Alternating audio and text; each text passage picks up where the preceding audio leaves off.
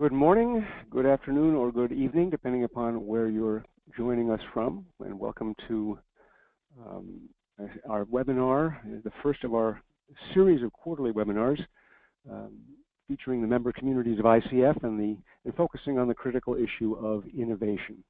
And today we're talking about how exactly to get innovation off the ground when you're just at the starting point.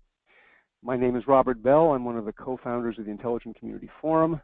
I do a lot of things here, as my two fellow co-founders do. Most of mine is about developing the kind of content that you're going to be seeing today. So we hope that you find it very useful as well as a bit of fun.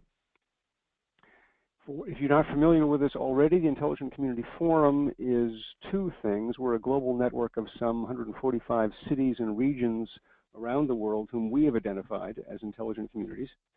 And they join that network and work together on it to, first of all, share knowledge about what they're doing and how they can do it better, and secondly, to, on a joint basis, pursue economic development that crosses borders, sometimes crosses continents, and creates much stronger local economies in all the places that they are.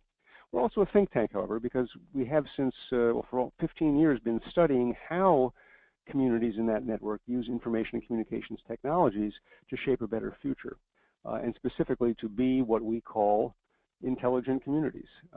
They are ones that use information and communications technologies as a foundation for building inclusive local prosperity that spreads as widely as possible throughout the community, to solve social problems, and to preserve and enrich the quality of life. And those three things, if you get them all right, of course, are practically the definition of a strong and growing and prosperous community. And one of the ways in which they do it most is through innovation, our topic today. And I just saw that picture and I couldn't help myself. So we're going to be talking with some people who don't have anything on their heads, light bulbs or otherwise, but have a great deal to share with you. Our agenda today is I'm going to talk for a bit about WTA, about our view here at ICF of innovation and how we think it works at the community level.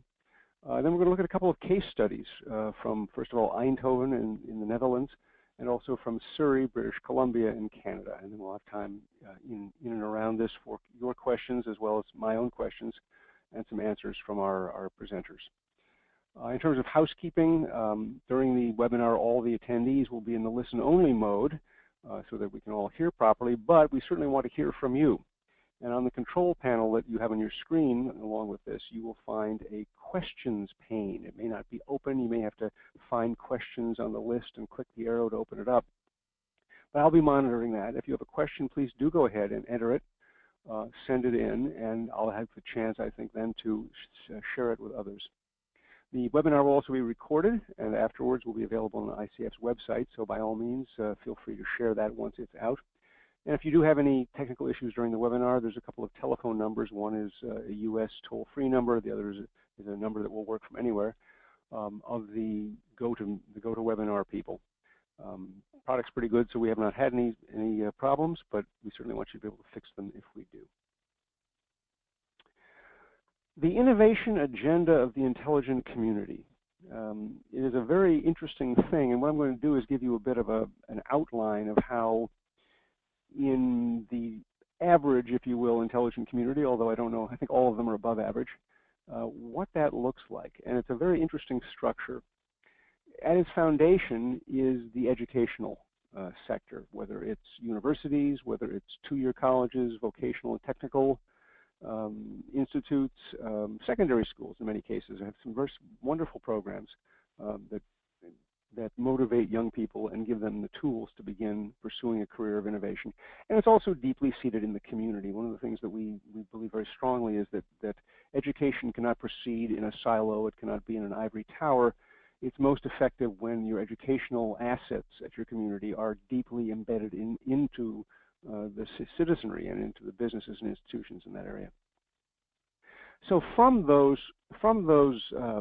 universities, colleges, and the community itself comes a set of organizations that make a big difference to innovation. A lot of it is just semi-formal. You have hackathons and you have apps contests and all sorts of other things that attract talented people to want to contribute something, and that showcase technology as extremely important to the community. But beyond that, things get a little bit more organized. You also have maker spaces. That's a movement that's just caught fire and is really driving forward, where anyone can bring an idea, pay a small subscription fee per year, and make that idea real and potentially even profitable, just with the informal help of that network of other innovators, other makers in that space. Going beyond that, you have more formal programs. Incubators, of course, we're familiar with. These are typically academic business or academic government partnerships where potential entrepreneurs go through a discipline process that turns concepts into potentially saleable products and services and helps them find those first customers that can get them off the ground. And beyond that, you have accelerators, which take the survivors of incubation and help them mature into sustainable enterprises with real growth potential. And why are we doing all this? What does this all lead to? Well, of course, it leads to new companies, to startups. And they're the ones who ultimately get tasked with bringing innovation to market. They're also the survivors of a long and difficult process. In the communities I visit, everyone's always excited about all these levels, but the thing to always keep in mind is that there's a certain amount of Charles Darwin going on here. We're looking for the small number with the capacity to grow and to grow substantially. And to grow substantially takes money. So this is the phase at which you need angel investors, you need venture investors, you need all kinds of different opportunities, as well as loans, all kinds of government subsidy programs. There's a lot of opportunities to get risk capital, but they only go to a small number of companies that have the potential to really scale up. And at the end of the road for most successful startups and entrepreneurs, you have that thing that they all look forward to, the exit, that moment when a transaction transfers some or all of their ownership to investors or to acquiring companies in exchange for a nice payday. And that's obviously a happy time for the successful entrepreneur who gets to that point. And so that could appear to be the end. And yet we see over and over again in the communities that we study that the end of the road is in some way also just the beginning of a new journey, because successful entrepreneurs tend to want to play that game again.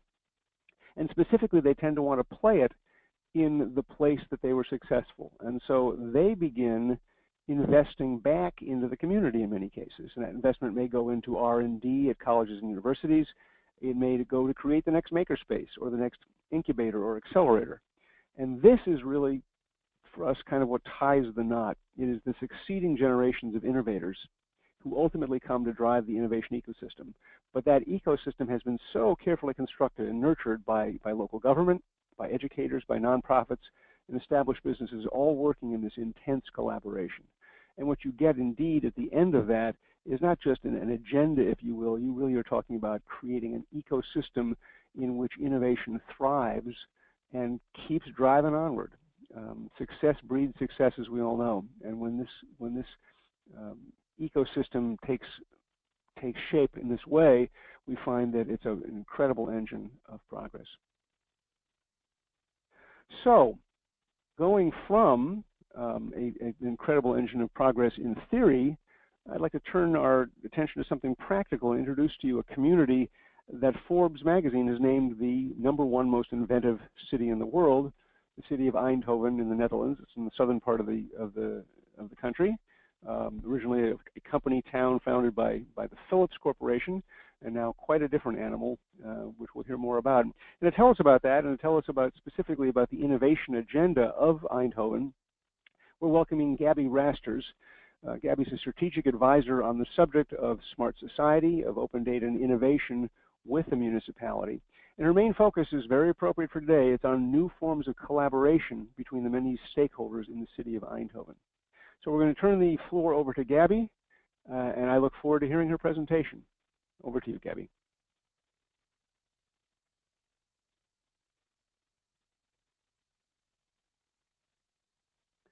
Stand by while we switch over to a different presenter.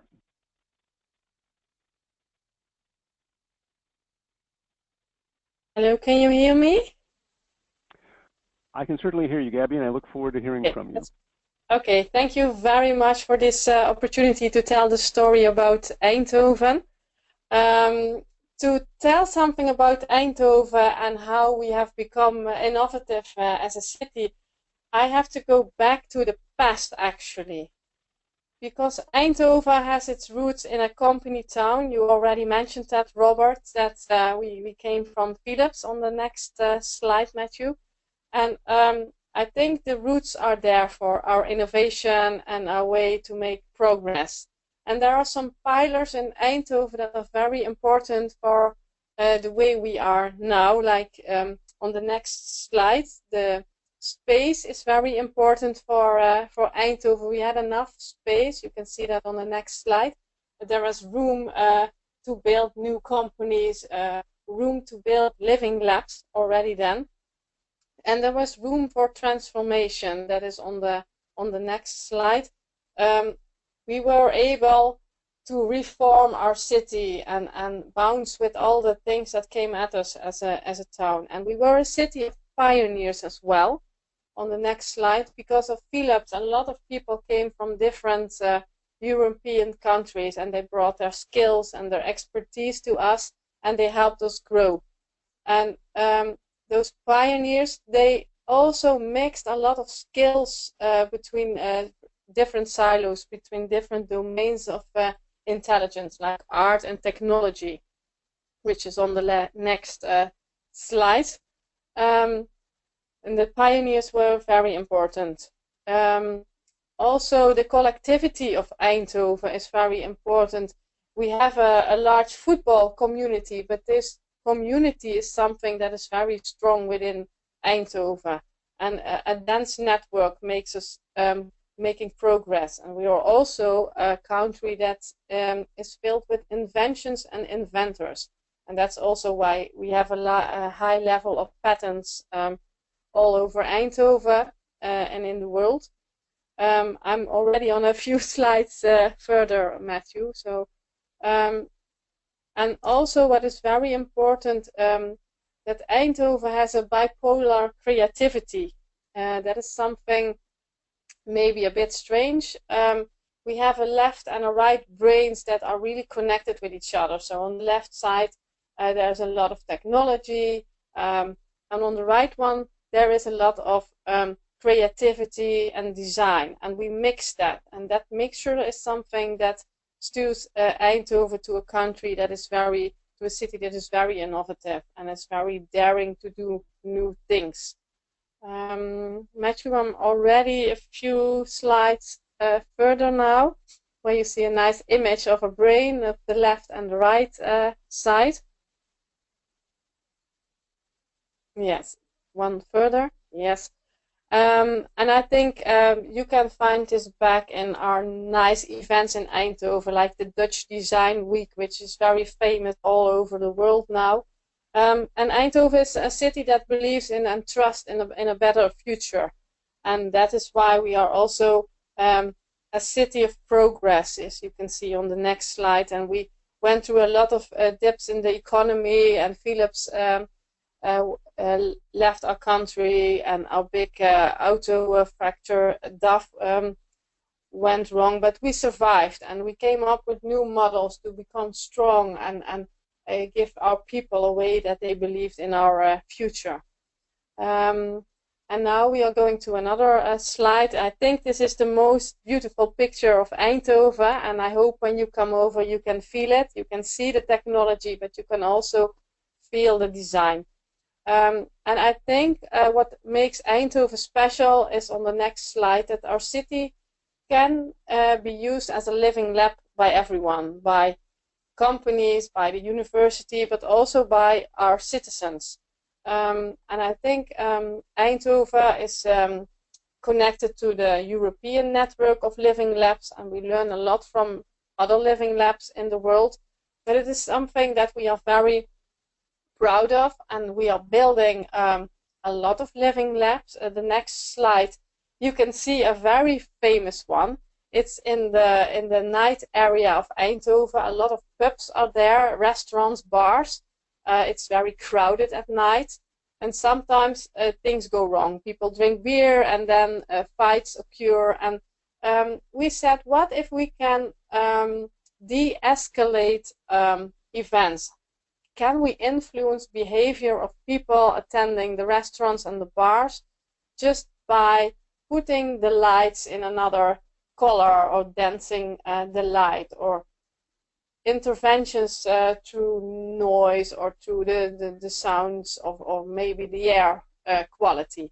And this is a very small streets in where a lot of sensors are put down, and we are experimenting with companies and with the universities how to de-escalate things in that area. And it's very cool because this is a living lab, a command and control room, which is built in a pub.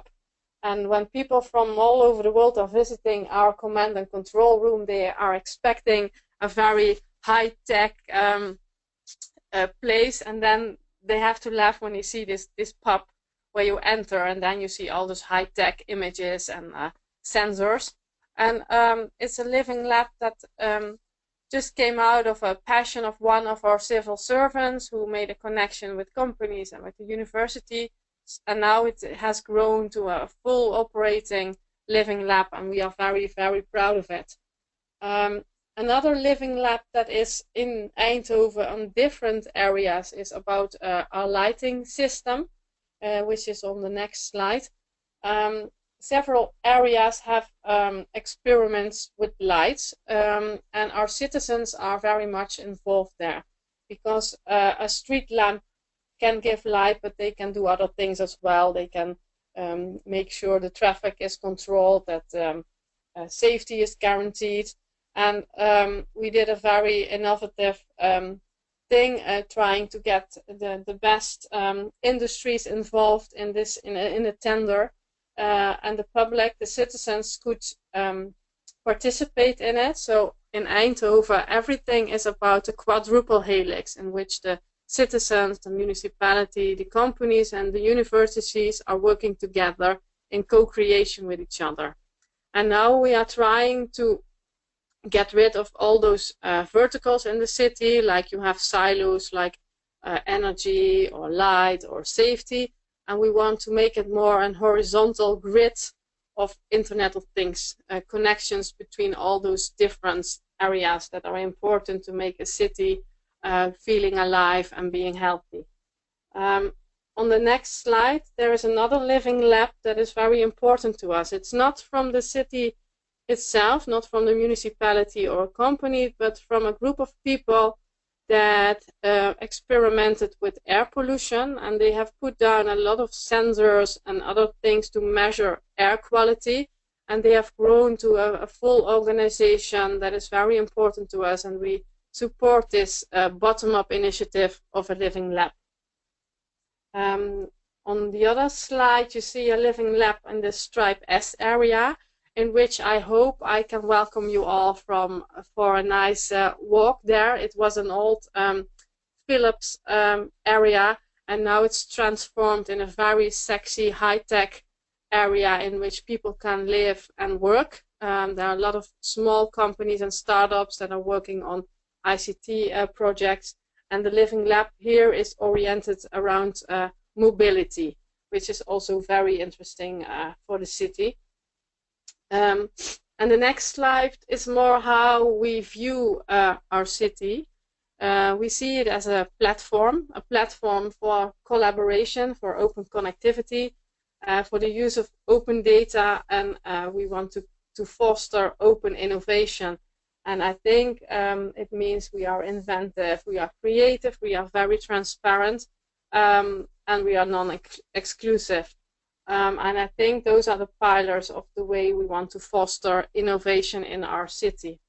And something that is also very Eindhoven-like is that we are very, we have guts to try out different things. Like we have experimented with 2 open data portals, and that was something new. No other city has done that before. Normally a city uses one platform to put out their open data, but we said we want a platform, a portal that really fits the needs of our citizens, the needs of our programmers, and all the data users. So we tried out different portals, and we made a decision to use one of them, and now we are tendering our new open data portal. That's very exciting, because I really hope the best one wins, and that it can serve us as a city, because I think open data is a way to foster innovation and to create transparency in our city. Another thing that we have done in Eindhoven, and that is on the next slide, is that we organize like a normal municipality, but we have hired a designer, someone who brings out design thinking in different projects in the municipality. But we also hired code fellows, and code fellow it comes from American organization Code for America on the next slide. And it actually offers developers a fellowship at a government body in order to code awesome solutions. And we want to prove that the ICT projects doesn't need to be big and centered around big companies, but they can be small and very fast, because now we notice that the big ICT programs are sometimes so slow, and it will take a lot of time to work with it, and you are locked in. And the Code Fellow program is actually very open source. On the next slide you see our Code Fellows. It's a program for 9 months. We are actually almost at the end of it, and it really created a cultural change within the organization. Of course, they also developed some cool apps and programs, but I think the cultural change was the big win of this project.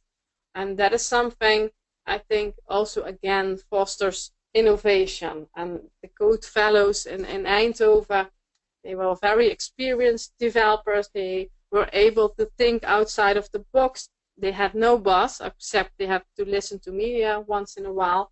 They had no agendas, and they created solutions for the people in Eindhoven. So they actually listened to what our citizens wanted to have from us as a municipality.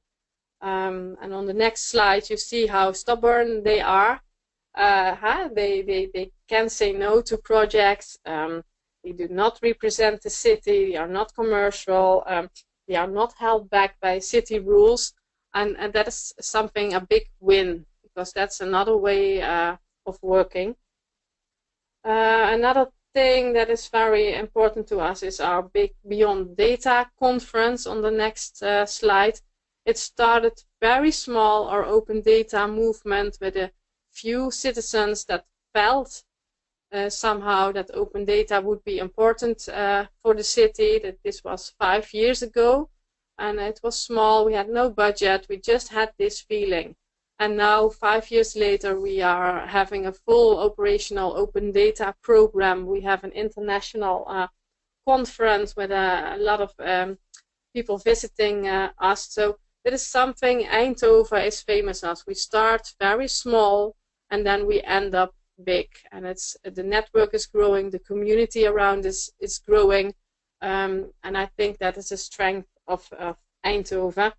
Also, we are doing a lot of hackathons and living data challenges to get people involved, to create awareness about how data can help, how data can foster innovation. We are not only doing cool stuff like hackathons, but we are also trying to develop, you can see on the next slide, open data principles. The ethics about open data, privacy issues, they are very important, but also very difficult. And there are a lot of debates going on. Who owns the data? How do you handle data from companies? How do you handle data from people walking in the public space? And what we do is we don't come up with these principles ourselves. We invite people to think along, and we invite the universities, we invite companies, and together we develop principles. And of course, there's still a lot of debate on it, but I think those principles should be alive and should be adopted to new situations, because rules and regulations aren't that far yet, and a lot of questions are still not answered. Some questions are not even there yet, but as long as technology grows, questions will still come up every day. On the next slide, a slide further, you see a man sitting in our inner city, and that's what we want. We want to have an open city where everybody can work in every given time. So we welcome everyone. And then 2 slides further, you see that, of course, it is interesting to have those ideas and dreams, but we have to grow and we have to scale up and we have to create synergy around especially our living labs. So if you see the next slide, you see our different living labs gathered, but how can we combine those? How can we make sure that it is an integrated view of the city? And if you see a slide further, that our Eindhoven focus is on a smart society, and that is also what the ICF has learned us. It's not about smart city, but it is about a smart society of people. And we think as an Eindhoven municipality, we have to safeguard this public interest. That's why we have designed these principles. We have to stimulate economic development and the ecosystem, and we have to frame to support the existing organic approach.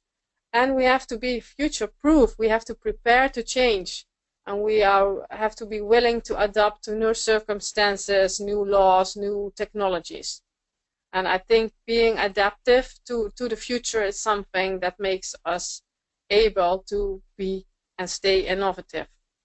Well, around our living labs, we have also organized and developed some common principles around the Internet of Things Charter. Again, we did do this with a lot of smart people. We organized events in which we discussed the IoT Charter. And if we go to the next slides, you will see that we have put up a framework in which we first want to come up with a basic infrastructure that is needed to put on different technology layers. And then on the second tier of that, it's important to develop parallel smarter infrastructures in which lighting, mobility, can be integrated with each other. And on top of that, we want to integrate a smart city to improve the infrastructures and not to be working in silos anymore.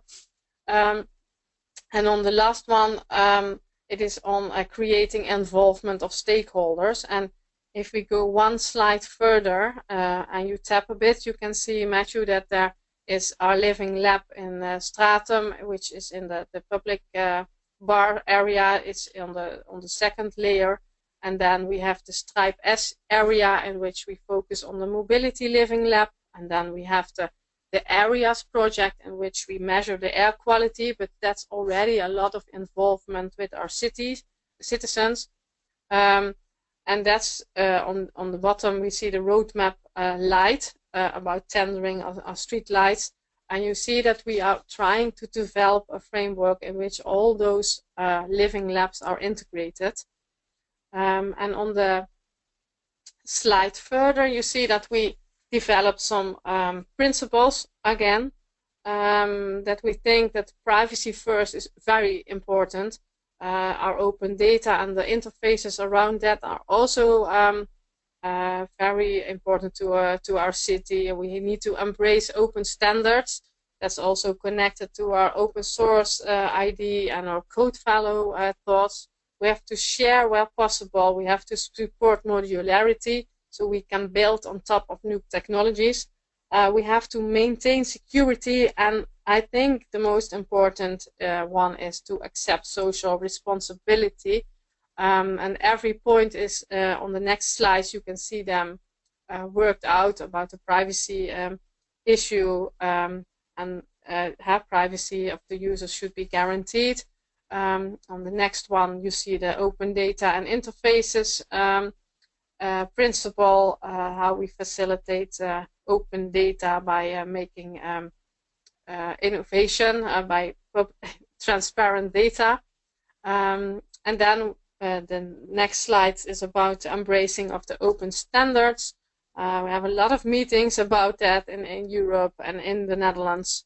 A lot of discussion going on there. Share where possible, and I think that's something Eindhoven does very well, and we are always asking help from other countries, other networks, from ICF, help us to develop and share. I think that is something all cities should do. And then we have the next slide about supporting modularity in order to drive the IoT developments. Maintain security on the next slide is also very, very, very important. I think together with that we also developed something which was very, I think, very daring. There was a company that wanted to place sensors in the city, a dashboard in public space, and they wanted to earn money from the data collected in public space. And our vice mayor said, well, every data that is collected in public space belongs to the public and not to the company that puts down the sensors. That is something that was very interesting, that discussion, and I was very afraid of the outcome, that maybe the company didn't want to put their dashboard in our city, but they will be placed. But I think discussions will be ongoing about that subject. And next slide is about accepting social responsibility, because some things you can't foresee. The effects on society or individuals about data of technology, they are still in the future, and we need to be open for it and to it, and we have to accept responsibility if things go wrong. And that on the last slide of this presentation sums it all up, I guess. That Eindhoven as a living lab, we are very daring to experiment. We know the direction somehow, but we don't know the outcome yet. And something that is good for me as a civil servant, we are allowed to make failures as long as we try. And I guess that is something, that is how Eindhoven fosters innovation. Being a community, allowed to fail, allowed to experiment, and very daring. So I hope that I talked you through innovation in Eindhoven in a very fast presentation, and I'm curious to know if there are any questions. Thank you very much, Gabby. This is Robert. I appreciate that very much. Yeah, you said something of profound importance, which was, let's see, let me switch over here to do this. There it is. Sorry, show my screen. Which is the being given permission to fail. It's one of the truisms of innovation, but unless you get the chance to fail, you can't do anything. And it's, of course, something that in the public sector we have to struggle with all the time, because the taxpayers are not paying us to fail. They're paying us to succeed, and yet somehow we have to accomplish that. I have a few questions as you were speaking. Some of them are things that I just wanted to make sure that was clear to members of our audience who may not be as familiar with Eindhoven as they might be. You described the quadruple helix, and this is a term that's the triple and quadruple helix are clearly known in Europe. In the U.S., the term is less used, but we call it, it's also called in the U.S. the innovation triangle. You're talking about business and government and educational and other institutions really working collaboratively. And then you've added in that fourth one, which is the citizens. Did I get that about right? Yes, that's correct. Yes, we added the citizens, because at first it was just the institutions and the companies and the municipality, and we thought it's very important if we talk about the city and how to make it more alive and friendly and healthy and safety. You can't do that without the citizens. So they are very much involved in co-creation and in participation with the people from the companies and the municipality. Yeah, absolutely. And you've actually formalized that in an organization called Brainport Development, which we don't have time to go through, but it's, again, a very structured but always evolving system. Could you talk briefly, you said something very interesting about the fact that you're seeking to move from a vertical structure in which things like lighting and utilities and water and so forth are in silos, to more of a horizontal one, which it sounds great. My question for you is, what are some of the challenges that you face in trying to make that happen? Yeah, a lot of challenges because everyone, I think it's foremost a cultural shift in the way we are working and thinking, because everyone is isolated on their own islands, and they're not used in collaborating with each other. There are all fences around each other's subjects, and I guess we need to establish a breakthrough and really understand how different domains are working, and that they should be integrated with each other, because only then you can work with all the technologies moving so fast, and you really need to do that working together. And also because as a municipality we get different companies knocking at our doors trying to sell new innovative solutions about energy, about light, and it will cost us a lot of money. And sometimes if you just integrate systems with each other, it will be more cost efficient, and it works much better. So I think it's that we need to change the way we are used of working, and we have to understand that IoT, everything is connected, that there should be a common framework on which you can build new infrastructures and new services. So I guess it's not about technology, but it's about a new way of working. As it always is, and again, I'm not surprised you're taking the Internet of Things and putting your own particular approach to it. And just the last comment I want to leave you with before we go on to our next speakers is, I loved your slide about the bipolar city. But I've got to tell you, I've always thought that it's not really bipolar. It's just a sensible union of things that are normally considered different. I mean, if you're going to be an industrial and technology leader, design is part of everything, as Stephen Jobs has taught the world through Apple. Yeah. But similarly, if you're going to do effective design in the 21st century, it has to be about technology. So I think it's a great thing you've done. Yes. Robert, before we move on, we actually do have two quick questions from our audience.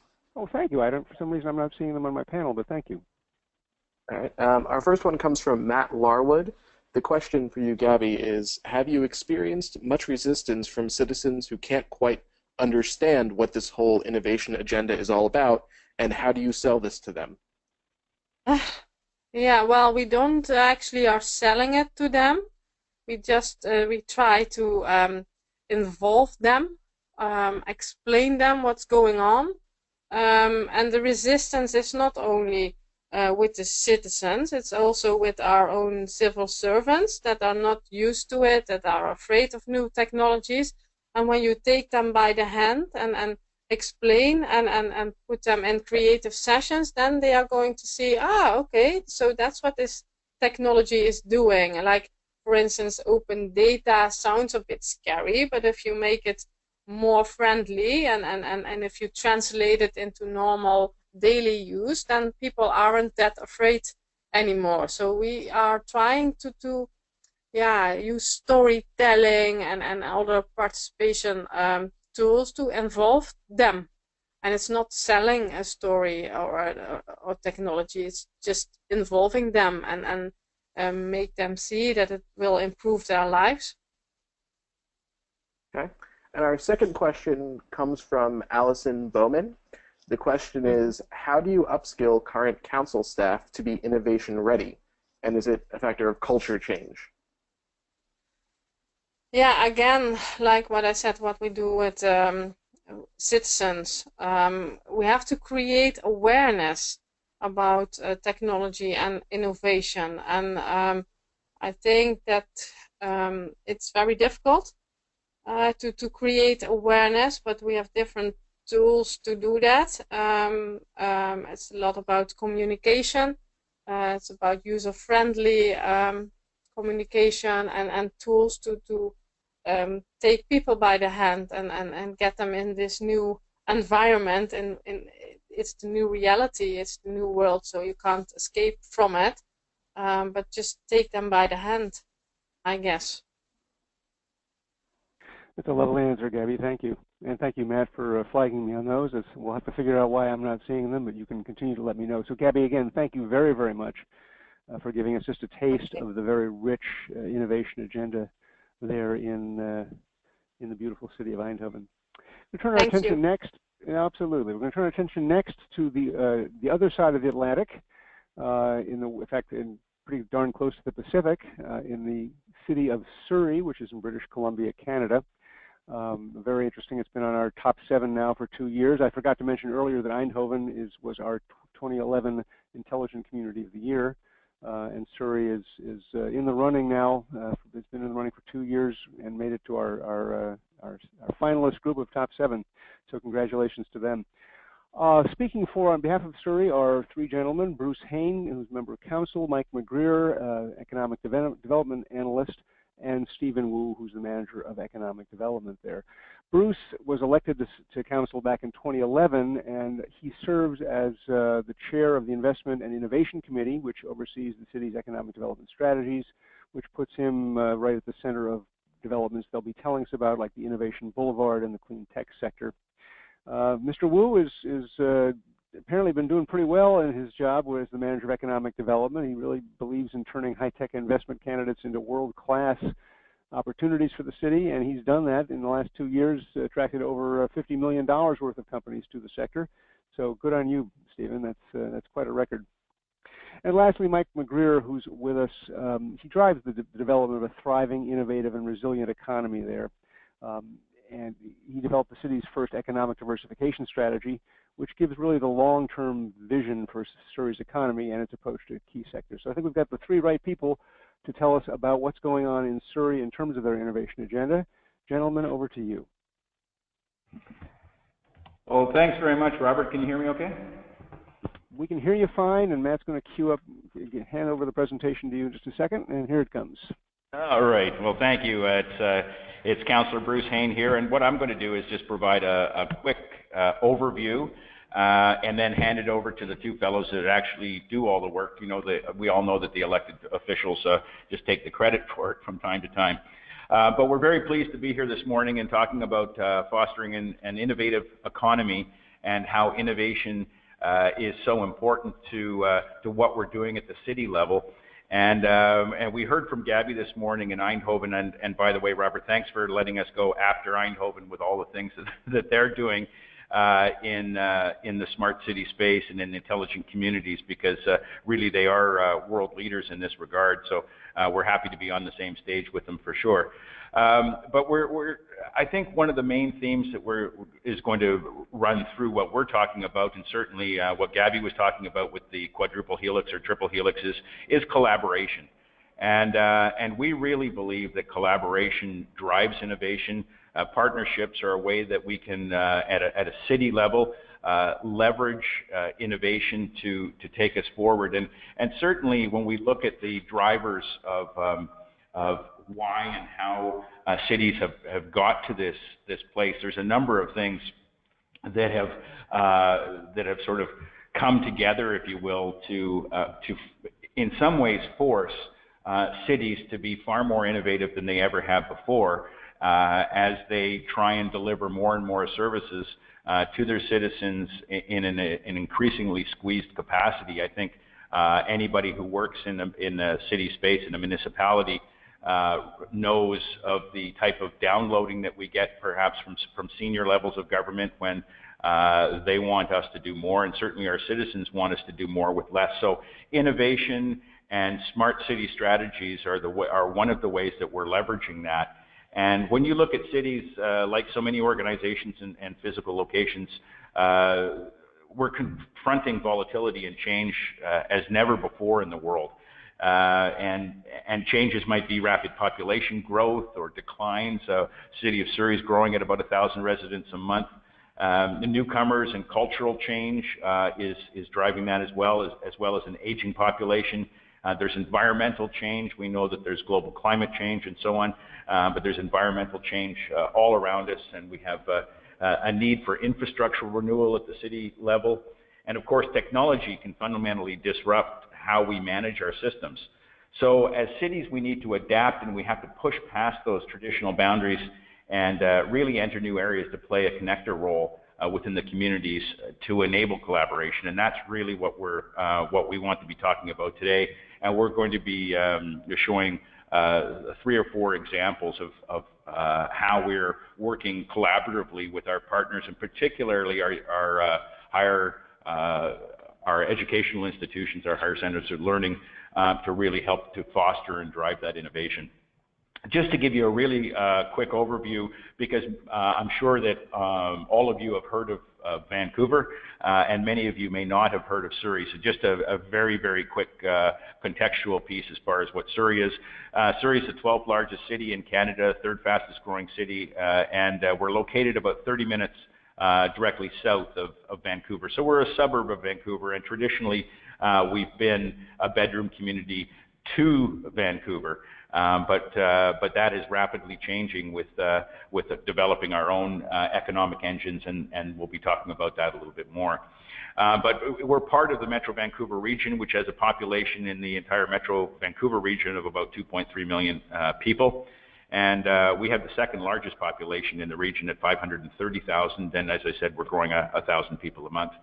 And we're looking to add about 1 million people over the next 25 years or so into the Metro Vancouver region. So as we grow and expand in this area, we have a very finite, limited space. We have the Pacific Ocean to our west. We have the Rocky Mountains to our east, and we have the United States to our south. And so we're very constrained as a region geographically. And so we have to be very careful and very thoughtful on how we add that 1 million people over the next couple of decades. We're a border city, as well as having a port. We're the 2nd busiest trading land crossing to the United States, next to the Detroit-Windsor crossing, which is in the Ontario region. And we have a very young and diverse population. 30% of our population is under 20 years old.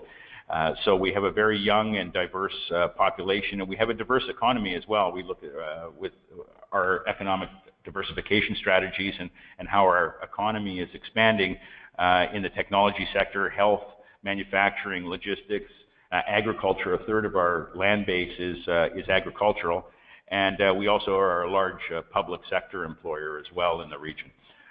So with that gives you a little bit of an overview of who Surrey is, and now I'm going to pass it over to Mike McGreer and Stephen Wu to walk you through some of the more specifics with respect to some of the strategies we're developing. Well, thanks, Councillor Hain. I'll get right to the punchline with I think a couple of lessons learned we've experienced over the past few years. So I think one, and perhaps the most important, is really knowing your strengths as a city and as a community. We took quite a while to really understand, what are our physical assets, in the organizational and personnel capacity, not only within the corporate entity of the city, but also in the community more broadly. And I think this takes a little while to know at a deeper level. To this point, that I think there's no 2 stories that are the same, and every community's story is quite different. So, trying to be the next Silicon Valley, may or may not be the right approach for your community. But I think really own your own story. Talking about powering up your champions, we've seen this where it's often an individual or a small group of people that come together with a really different idea. And I think it's being open to and supporting those kinds of individuals or teams with some great ideas. The 3rd one is really about, acknowledging and going with discomfort. When you're doing something new, there's always risk and there's a lot of unknowns. And I think you have to be comfortable with not having all the answers to the questions, or not quite being sure about how it's all going to turn out, but being confident in the vision and really relying on the vision of creating, a better future for the organization and the community. And then lastly, and we'll speak to this a bit more as well, but working with your neighbors, and we've seen this time and time again, both within the city, that the city itself as an entity has a great vantage point for what's happening across organizations, sectors, different levels of government within the community, and being able to play a real connector role between businesses, universities, and other organizations. And I think to that point as well is, activity, we're part of the greater Metro Vancouver region, and there's a lot of strengths in different cities across the region. So, acknowledging that and working across boundaries as well. I just wanted to make a point that, in terms of our overall intelligent community or smart Surrey approach, we developed our first strategy about 3 years ago. And the economic growth piece is one piece of a larger puzzle that we're working on, or a larger strategy. So the others being really around improving service delivery in the city. To Gabby's point, we're really talking about the engagement and inclusion piece. And then on the, doing a lot of work around infrastructure renewal.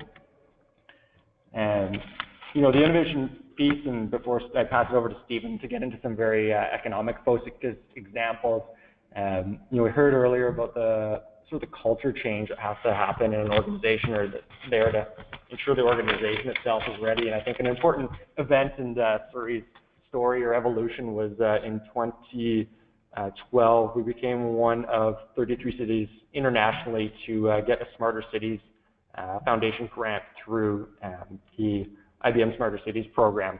And so this is really a catalyzing event where we identified a particular challenge around early childhood development and the need to use data to make better decisions to equip our younger population to be more successful in the future.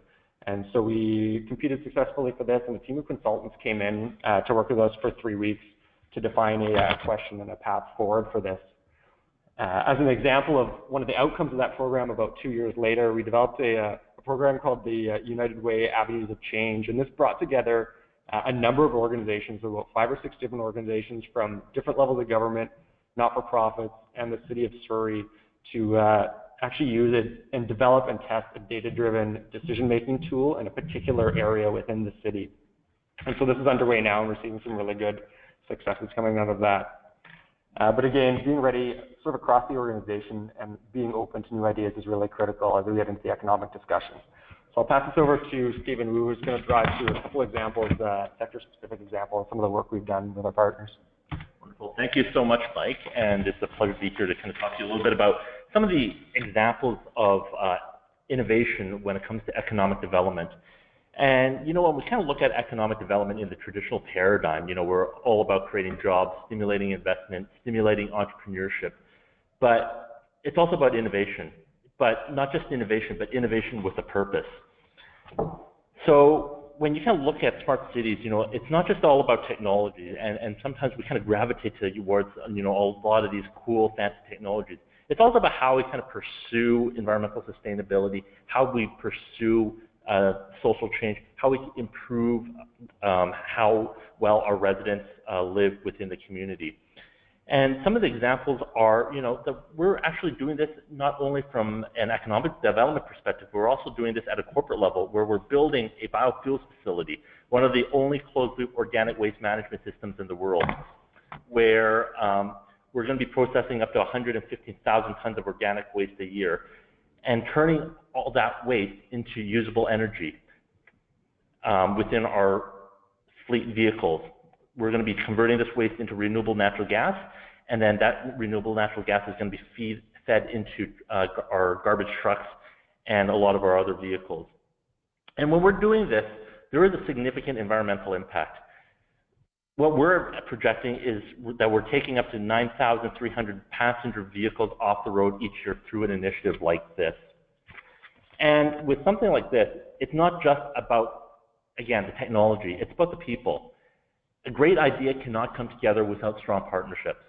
And this project in particular was only made possible through an extensive collaboration with industry and funding from our partners, such as the federal government and technology providers from the private sector.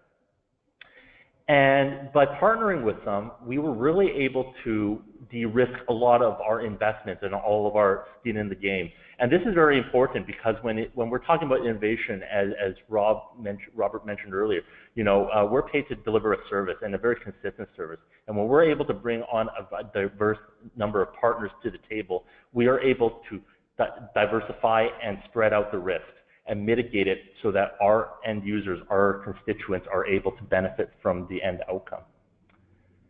But as I said, innovation has to have a purpose. And here in Surrey, we've kind of taken a very interesting approach to how we kind of pursue our sector development work. We're not just pursuing sector development work because it is good for the economy, it provides economic returns to our community. We're also doing it because it's the right thing to do. Here in Canada, one of the things that we are very proud to have is a strong federal government with a strong focus on innovation. And as a community, we want to supplement a lot of the work that they're doing. So one of the questions that we've been asking is, as a community here located within beautiful British Columbia, how can we play a part in strengthening manufacturing capacity in Canada? And starting with clean technologies, we have a very strong cluster of clean technology innovators. How do we help these innovators get to market, manufacture their products in Canada? Well, one of the things we're doing right now is working with our post-secondary institutions within the city, Kwantlen Polytechnic University, Simon Fraser University, and a local accelerator called Foresight to create a smart science and technology industry park, which will see a lot of these industries coming together, not only to develop and manufacture their technologies, but also learn about new practices within manufacturing that will allow them to succeed in a high-cost economy like Canada, like the United States. And so we want to be able to not only change our culture within the city to be more innovative, we want to bring that innovation forward to the private sector as well and help them exercise change. The second question that we really want to answer is, how do we keep our residents out of hospitals? There's a significant cost burden on the taxpayer when we have to maintain a fairly expensive healthcare system. But it's also one of the things where we generally do want our residents to be healthy and live very healthy lifestyles. And a lot of this can be achieved through technology and innovation.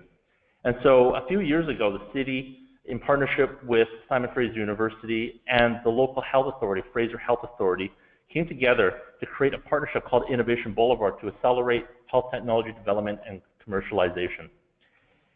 And this has been a very tremendous success for the city of Surrey. Over the past 3 years, 3 new products in Surrey have been commercialized within the health tech space. 10 companies have moved into Surrey, and over $14.5 million worth of infrastructure investments have been invested into this local ecosystem to pursue a lot of these goals. And when you kind of look at it, we're not just creating one hub, we're creating a network of resources and partners across our city that are actually banding together in what we are trying to do to solve a lot of these problems in making a more healthy and vibrant society here in the city of Surrey. One of the unique factors here as well in the city of Surrey is the fact that, unlike a lot of other urban areas, a third of our land base is actually within what we call the agricultural land reserve. So the land is actually dedicated for agriculture use. And so while the city is undergoing a lot of urbanization, we are protecting a lot of this very important and very valuable agricultural land in order to ensure that our region and our city can actually create food and feed our city. But we want to do it in a very innovative way because, one of the things is, even though a third of our land is within the ALR, we need to be smart about it. And we need to be creating more food for a growing population. So one of the things that we did was we partnered with not only our local universities in Surrey, we actually went out across the region, across the province, and created a network of university collaborators to think about how we can solve a lot of our agriculture and agriculture security issues here in the city of Surrey. And so what we did was we partnered up with these universities and a private entity to create what we call the Biopod, a 3,000 square foot research and demonstration greenhouse, which you see in the photo here, where we're innovating. We're actually taking a lot of the crops, a lot of the problems that the agriculture sector has, and trying to find better ways of doing things within a commercial greenhouse setting. And not only that, our university partners are also allowing a social innovation component of this, where a lot of the day-to-day activities are actually performed by students on the John Volcan Academy, a drug rehabilitation facility. And a lot of these students will have the opportunity to learn a lot of these critical life skills and also get certified at the end of the day. So if they do want to pursue a career in agriculture, they will have the opportunity to do so. So all in all, coming back to what Mike said, there has been a lot of lessons learned, and it really is about knowing your strengths, knowing what you do best, and do it well. Finding your community champions, finding out who is doing what, and engaging them, empowering them, encouraging them to do better. Better is always possible. And also being comfortable with the uncomfortable. You know, innovation does implicitly mean you're taking on some risks. And you got to be comfortable with that. And you got to actually create those risk models that allow for you to be able to take on some of these risks. And finally, you don't have to do it alone. There are a lot of people out there, there's organizations out there that are eagerly interested in joining a cause to do what your community wants to do as well. So thank you so much, and we look forward to hearing some of your questions. Well, thank you very much, Stephen, Mike, and Bruce. I know a bit more what's behind the scenes there, but that was a really great selection of examples of specific innovation. And again, you know, you see the differences, right? Here, Surrey is geographically very, very large. A lot of potential room to develop, even though you feel space constrained already, but you're growing at 1,000 residents a month. Could one of you, I don't know if it's Mike or Stephen or Bruce, you talk about knowing your strengths. So my question is, so what do you know about your strengths? What are some of Surrey's strengths that you think are being developed or leveraged by the projects that you've undertaken that you described for us? I'm Mike here. I can start. I think, you know, one of the interesting contextual facts for Surrey is, you know, we are a very rapidly growing city and have been so for a long time. And you know, under some of the previous administrations, we have always maintained very, very low taxes comparatively in the region. There was a long period of time where there wasn't, we weren't raising taxes, I think, to keep growing, match the growing population. I think part of this created a bit of a philosophy or almost a need to just look at alternate solutions and alternate models. And I think that really almost forced this partnership model. So we would look out to the community to see who else is already providing, you know, similar services. How could we work different organizations? So, you know, I'd come back to the idea of the sort of philosophy or the ethos here of partnership is definitely very ingrained in the community. And I think, you know, more recently as well, we talked about sort of the risk tolerance and the openness to taking some risk and doing things differently. And I think we've got a very supportive sort of mayor and council here right now that are open to, and through the leadership of the city as well, will actually encourage this, not just talk to it, but actually encourage it and again, power up the people who want to take some risks. So those would be a couple. And then, I mean, I can pass over to Stephen as well, but in terms of physical assets here, we see things, you know, 2 universities located close together in our downtown core, a health campus that's been growing rapidly, and a pretty young and diverse workforce here, and a large newcomer community as well that I think are very entrepreneurial by nature, often in a small business community here. So I can pass it over to the rest of the team here for some additional thoughts. Yeah, I mean, it's also important to understand that, you know, Surrey, you know, we are geographically located in a very strategic location. You know, we are the border crossing for the entire Metro Vancouver region, and we also have our own international seaport. And when you kind of put all these things together, we are part of a very integrated and diverse and international region. And so we do have access to a lot of skilled talent, and we do see a lot of people migrating into our region to do exactly a lot of the innovation work that we want them to be doing. Just last week, we had a company from Palo Alto decide to relocate to Surrey because of a lot of the advantages that we provide and the proximity to a lot of critical markets, not only south of the border, but also into the Asia-Pacific area as well. That must have felt pretty good. I have a question for Bruce, and I mean, this is really for all 3 of you, but I'm going to focus on Bruce here. You know, this came up in Gabby's presentation. It came up in yours. This whole issue of risk tolerance, of being willing to fail, and here's my question. It's almost a tactical question. How exactly do we make our leaders comfortable with being uncomfortable? Because there's nothing more typical than going into a meeting with your leadership and you explain what it is you want to do, and they say, well, I'm just not comfortable with that. It's like, okay, well, let's figure out how we can make you comfortable with that. So Bruce, do you have any insights from, you know, sort of the work of the council there, of how specifically you maintain comfort with a lot of unknowns and potentially discomforting situations? Well, I think, thanks, Robert. I think we've alluded to it in several different ways throughout the presentation, and certainly a level of risk tolerance by elected officials can be sort of unusual at times. Elected officials like to keep things on a steady keel and like to keep taxes as low as possible, and as long as the core city services are being looked after, they feel that they can sort of keep their head down. And we really don't have that attitude and haven't had that attitude in Surrey for well over a decade. And I think there's a couple of things with that. I think it starts from the top with the leadership having a strong vision for the city. And when you have a strong vision of where you want to go, then you're willing to take a few calculated risks to get there. But at the same time,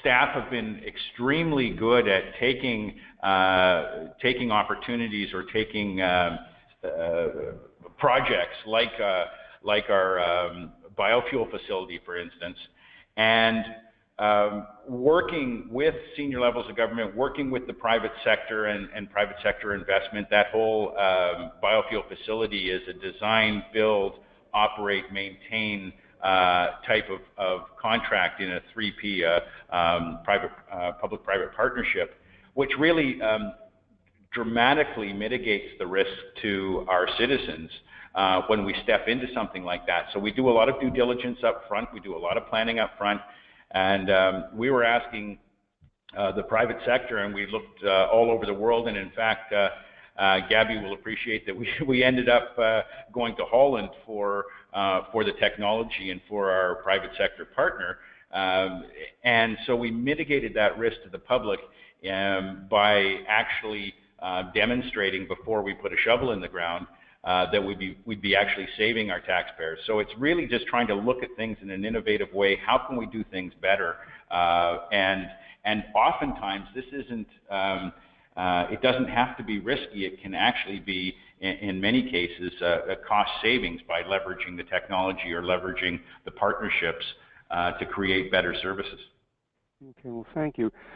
This is a very rich topic, as we can tell, and that's why we're going to be doing this again. I want to thank very much Gabby Rasters in Eindhoven, Bruce Hain, Stephen Wu, and Mike McGreer in Surrey for sharing some of their secrets with it and some of their insights. You can see that there's a broad range of innovation, all the way from getting a waste to energy facility that's really remarkable up and running to an open innovation involving code for bringing some crazy coders in to rethink something in your city.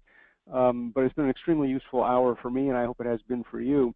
I just want to finish by issuing you just a quick invitation. Just 60 days from now, we're going to be reconvening in the next one of our innovation webinars. And we're focusing this one on September 27th. It'll be 11 a.m. Eastern, so if we have some people from the Pacific Coast, it won't be quite so bloody early. The title is going to be, What are the Impacts of Innovation? What we really want to focus on is that innovation gets talked a great deal, of course, about economic impact, business impact. We make money, we make millionaires, we make jobs, and those are powerful. But when innovation takes place in a community, there are many other impacts that can't necessarily be counted in dollars or euros, having to do with quality of life, retention of young talent, cost savings to the taxpayers, greater community spirit. So we're going to look at all those broad range of impacts that innovation comes out when it's conducted in the context of a community. So again, thank you to our speakers. We look forward to getting you all together again in 60 days. And I wish you a good day or a good evening, whichever it may be. Thank you.